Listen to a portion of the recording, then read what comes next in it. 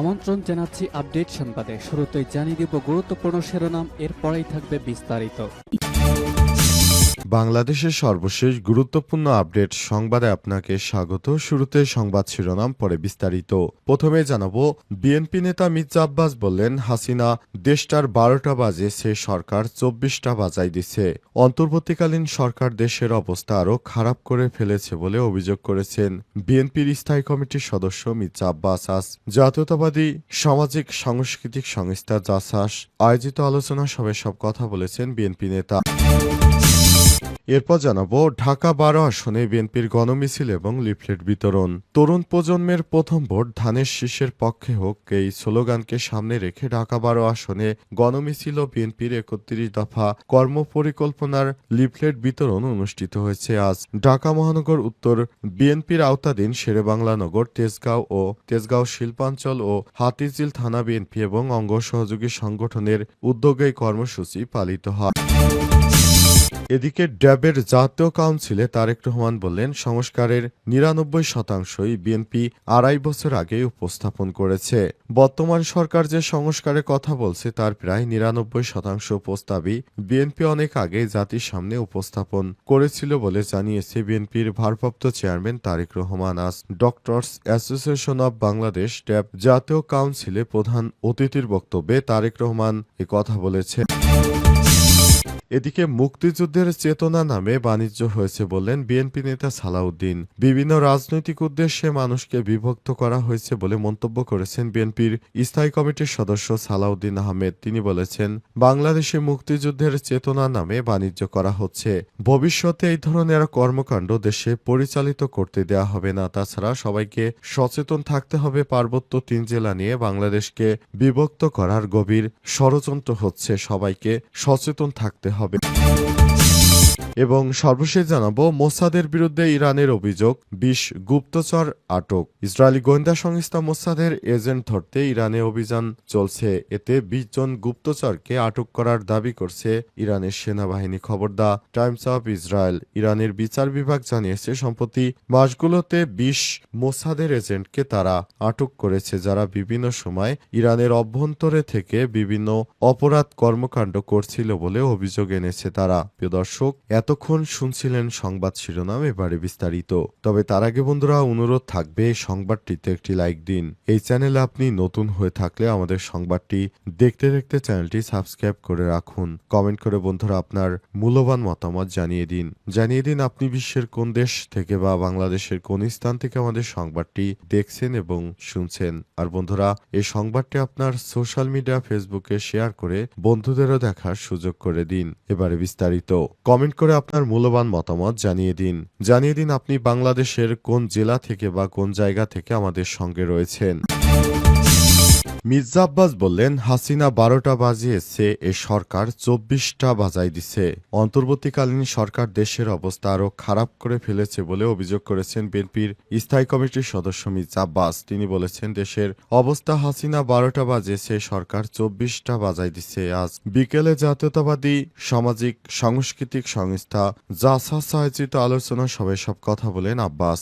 গণ অভ্যুত্থানের 1 বছর পূর্তিতে রাজধানীর নয়াপল্টনে বিএনপির কেন্দ্র কার্যালয়ের সামনে এই আলোচনা সভা সাংস্কৃতিক অনুষ্ঠানের আয়োজন করা হয়। মির্জা আব্বাস বলেছেন, অনেক কিছু বলার আছে, বলার মতো, কিন্তু আমার এই অবস্থান থেকে কথাগুলো বলতে পারছি না। কোন দিক দিয়ে দেশের কি কি ক্ষতি হয়েছে, কারা কিভাবে কোথায় আত্মসাৎ করেছে, কত টাকা লুট করেছে, কত টাকা খেয়েছে, এই কথাগুলো কিন্তু বলতে পারি, প্রমাণসহ সবকিছু আছে, কিন্তু আমি এখন বলতে চাই না আমার অবস্থান থেকে। এ সময় তিনি উদ্দেশ্যমূলকভাবে বিভিন্ন অরাজকতায় বিএনপিকে দোষারোপ করা হচ্ছে বলেও অভিযোগ করেন। তিনি আরো বলেন, অনেকেই হত্যাকাণ্ড ঘটিয়ে তারপর বিএনপির নামে সেগুলো দায় চাপানোর চেষ্টা করছে, কিন্তু বিএনপি জিয়ার আদর্শে গড়া একটি রাজনৈতিক দল। বিএনপি কোনোভাবে এই ধরনের কোনো অনৈতিক কর্মকাণ্ডে জড়িত থাকতে পারে না। যারা বিএনপির নাম ভাঙিয়ে চাঁদাবাজি সহ বিভিন্ন অপরাধ কর্মকাণ্ড চালিয়ে বেড়াচ্ছে, তাদের অবশ্যই বোঝা উচিত আমরা কোনোভাবেই আর এই ধরনের কর্মকাণ্ডকে সমর্থন করব না। বিএনপি ক্ষমতায় গেলে অবশ্যই দেশটাকে একটি দুর্নীতিমুক্ত করার জন্য সর্বদাই কাজ করবে বলে মনে করেন মির্জা আব্বাস। ঢাকা 12 আসনে বিএনপির গণমিছিল ও লিফলেট বিতরণ। তরুণ প্রজন্মের প্রথম ভোট ধানের শীষে হোক এই স্লোগানকে সামনে রেখে ঢাকা 12 আসনে গণমিছিল ও বিএনপির ৩১ দফা কর্মপরিকল্পনার লিফলেট বিতরণ অনুষ্ঠিত হয়েছে আজ বিকেলে। ঢাকা মহানগর উত্তর বিএনপির আওতাধীন শেরেবাংলানগর, তেজগাঁও শিল্পাঞ্চল ও হাতিঝিল থানা বিএনপি এবং অঙ্গ সহযোগী সংগঠনের উদ্যোগে এই কর্মসূচি পালিত হয়। গণমিছিল পূর্ব সংক্ষিপ্ত সমাবেশে প্রধান অতিথি হিসেবে ছিলেন ও গণমিছিলে নেতৃত্ব দেন শেরেবাংলা নগর, তেজগাঁও শিল্পাঞ্চল ও হাতিঝিল ঢাকা 12 আসন বিনির্মাণে স্বপ্নদ্রষ্টা পরিচ্ছন্ন রাজনীতিবিদ, সাবেক সফল কমিশনার, ঢাকা মহানগর উত্তর বিএনপির সাবেক যুগ্ম আহ্বায়ক ও বর্তমান ঢাকা মহানগর উত্তর বিএনপির সিনিয়র সদস্য আনোয়ারুজ্জামান আনোয়ারের সময় আর উপস্থিত ছিলেন ঢাকা মহানগর উত্তর বিএনপির যুগ্ম আহ্বায়ক মোহাম্মদ শাহ আলম, মহানগর উত্তর বিএনপির সদস্য এল রহমান, তাসলিম চৌধুরী রীতা, ঢাকা মহানগর উত্তর মহিলা দলের যুগ্ম আহ্বায়ক রোকেয়া সুলতানা তামান্না, তেজগাঁও থানা বিএনপির ভারপ্রাপ্ত আহ্বায়ক ইঞ্জিনিয়ার মিরাজ উদ্দিন হায়দার রাজু, তেজগাঁও থানা বিএনপির সিনিয়র যুগ্ম আহ্বায়ক মোহাম্মদ হাফিজুর রহমান কবির, তেজগাঁও শিল্পাঞ্চল থানা বিএনপির সিনিয়র যুগ্ম আহ্বায়ক মাহমুদুল আলম মন্টু, হাতিঝিল থানা বিএনপির সিনিয়র যুগ্ম আহ্বায়ক মোহাম্মদ শফিউদ্দিন শাহিন মাহমুদ, শেরেবাংলানগর থানা বিএনপির সিনিয়র যুগ্ম আহ্বায়ক নাইমুর রহমান সহ আরও অনেকেই। তারা বিএনপি নেতা তারেক রহমানের ৩১ দফা বাস্তবায়ন নিয়ে বিভিন্ন মিছিল দিতে থাকেন। সংস্কারে ৯৯%ই বিএনপি ২.৫ বছর আগে উপস্থাপন করেছে ড্যাবের জাতীয় কাউন্সিলে, বললেন তারেক রহমান।